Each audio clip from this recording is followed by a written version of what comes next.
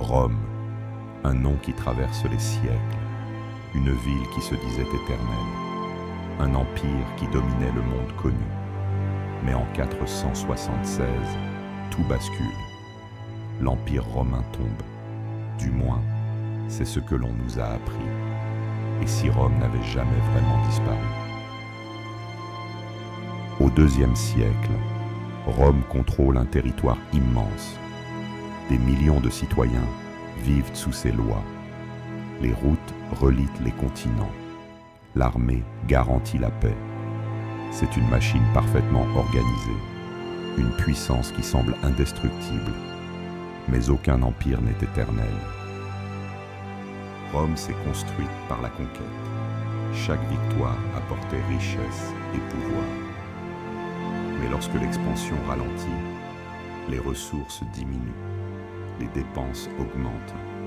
Un empire dépendant de la guerre permanente devient fragile lorsque la conquête s'arrête. Pour financer son immense armée, l'État dévalue la monnaie. Les pièces contiennent moins d'argent pur. L'inflation explose. Les impôts écrasent la population. Quand la confiance économique disparaît, la stabilité s'effondre. Les empereurs se succèdent rapidement. Beaucoup sont assassinés. D'autres trahis par leurs propres soldats. Le pouvoir devient instable. Les complots se multiplient. Un empire immense, dirigé par un système fragile. Aux frontières, la pression monte. Des peuples germaniques avancent vers le sud. Rome, affaiblie, ne peut plus défendre efficacement ses limites. Les invasions s'intensifient, les défenses cèdent et l'équilibre bascule. En 476, le dernier empereur d'Occident est renversé. C'est la fin officielle de l'Empire romain d'Occident. Mais est-ce réellement la fin de Rome, ou simplement la fin d'une partie de son histoire?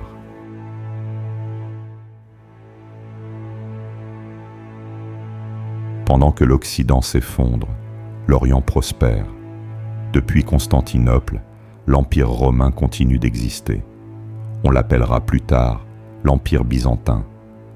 Empire byzantin, Rome n'est pas morte, elle s'est transformée.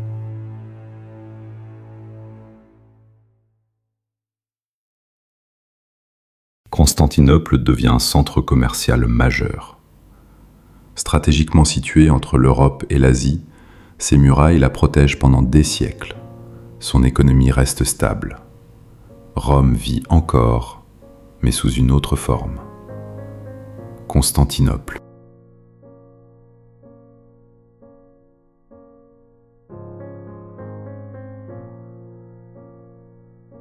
Dette publique, instabilité politique, pression migratoire.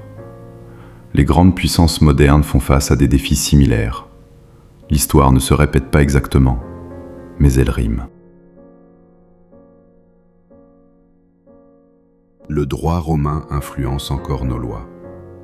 Le mot « république » vient de Rome. Le concept de Sénat existe toujours. Les infrastructures, les institutions, les idées, Rome est partout. Un empire peut tomber, un empereur peut être renversé, mais une idée peut survivre des millénaires. Rome n'a peut-être jamais disparu, elle a simplement changé de visage, et son histoire continue encore aujourd'hui.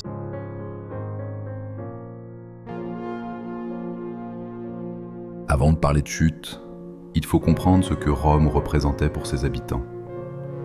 Pour un citoyen romain, l'empire signifiait stabilité. Les routes étaient sécurisées, le commerce prospérait, les lois étaient claires. Dans les grandes villes, les bains publics rassemblaient toutes les classes sociales. Les marchés regorgeaient de produits venus d'Afrique, d'Asie et d'Europe. Rome n'était pas seulement une armée, c'était une organisation sociale avancée. Et c'est justement cette complexité qui rend sa chute encore plus impressionnante.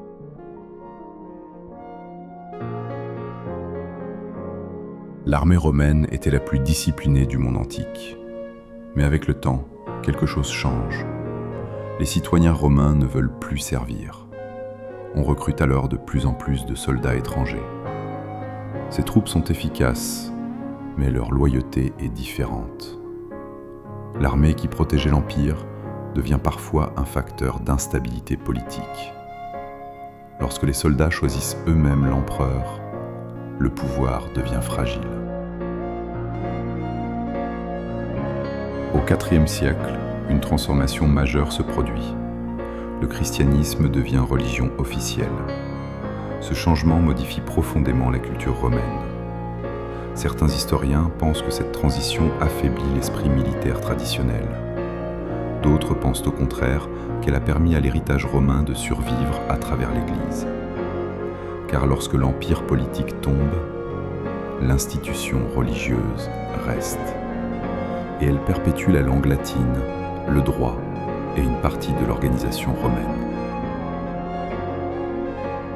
On parle souvent des invasions barbares, mais le mot barbare vient des Romains eux-mêmes. Ces peuples n'étaient pas simplement des destructeurs. Beaucoup cherchaient à s'intégrer, à vivre sous le système romain. Certains chefs germaniques avaient servi dans l'armée romaine. La chute n'est donc pas une simple invasion, c'est aussi une fusion progressive de cultures.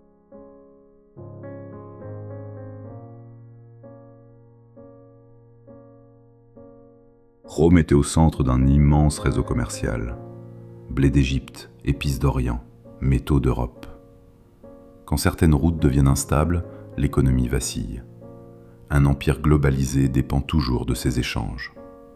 Lorsque ces échanges ralentissent, le système entier peut trembler.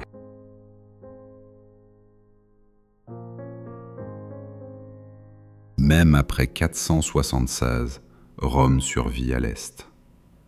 Ce n'est qu'en 1453 que Constantinople tombe. Constantinople face à Empire ottoman. Près de 1000 ans après la chute de l'Occident, alors, la vraie fin de Rome est-elle en 476 ou en 1453 ou peut-être jamais.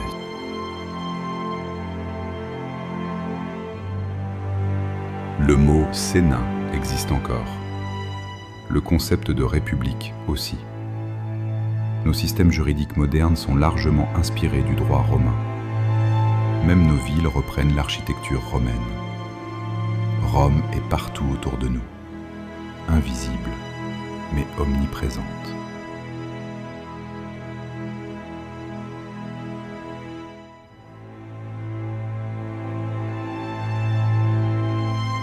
Les empires naissent, les empires grandissent, les empires tombent, mais certaines idées survivent. Rome nous enseigne une leçon essentielle.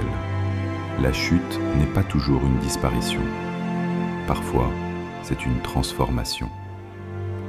Et peut-être que la véritable puissance d'une civilisation ne se mesure pas à sa durée, mais à son héritage. Rome n'est peut-être pas un souvenir. C'est peut-être un système qui continue d'évoluer sous nos yeux.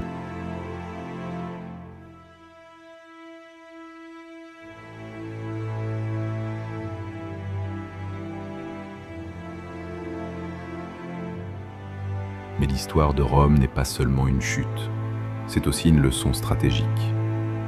Première erreur, la dépendance excessive à l'expansion. Un empire construit sur la conquête doit continuer à conquérir pour survivre. Lorsque Rome cesse de s'étendre, son modèle économique commence à se fissurer. Deuxième erreur, la centralisation extrême du pouvoir. Quand tout repose sur un empereur, et que cet empereur peut être assassiné à tout moment, la stabilité devient fragile. Troisième erreur, la perte de cohésion interne. Les élites s'enrichissent, la classe moyenne s'affaiblit, la loyauté diminue. Et l'histoire nous montre une chose claire, les civilisations tombent rarement à cause d'un ennemi extérieur. Elles tombent d'abord de l'intérieur.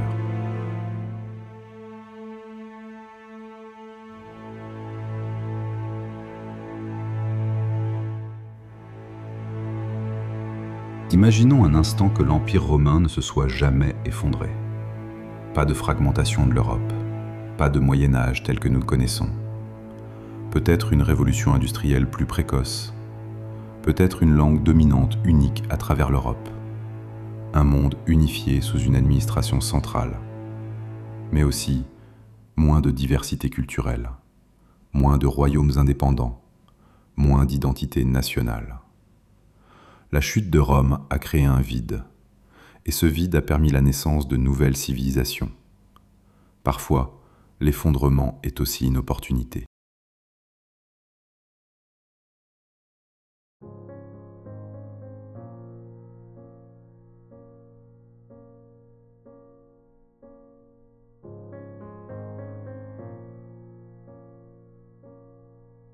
On dit souvent que Rome est tombée uniquement à cause des barbares. C'est un mythe simplifié. La réalité est beaucoup plus complexe. Les peuples germaniques faisaient déjà partie de l'armée romaine. Beaucoup étaient alliés. Certains étaient intégrés politiquement. La chute n'est pas un événement soudain. C'est un processus lent, progressif.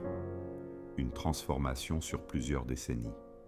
Et comprendre cette nuance change complètement notre perception.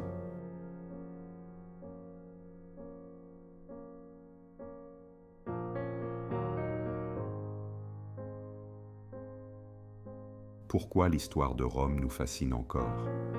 Parce qu'elle agit comme un miroir. Dette publique, crise politique, polarisation sociale, frontières sous pression. Chaque grande puissance moderne peut reconnaître certains de ces signaux. Mais l'histoire n'est pas une prophétie, c'est un guide. Rome nous enseigne que la force militaire ne suffit pas, que la stabilité économique est essentielle et que la cohésion sociale est vitale. La véritable puissance d'un empire ne se mesure pas seulement à sa taille, mais à sa capacité à s'adapter.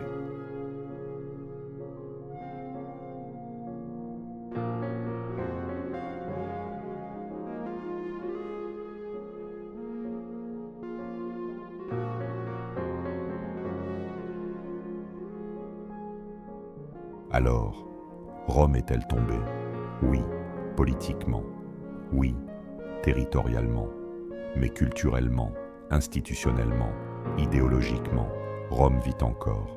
Dans nos lois, dans nos villes, dans nos institutions. Et peut-être que la vraie question n'est pas pourquoi Rome est tombée, mais sommes-nous capables d'apprendre de son histoire?